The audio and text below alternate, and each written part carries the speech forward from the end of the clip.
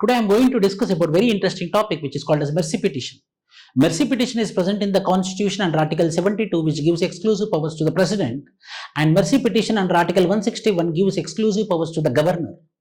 But the mercy petition of the President under Article 72 is death sentence, commute, as well as reduction of the sentences. Whereas coming to Governor, apart from death sentence, anything can be reduced by the Governor under Article 161.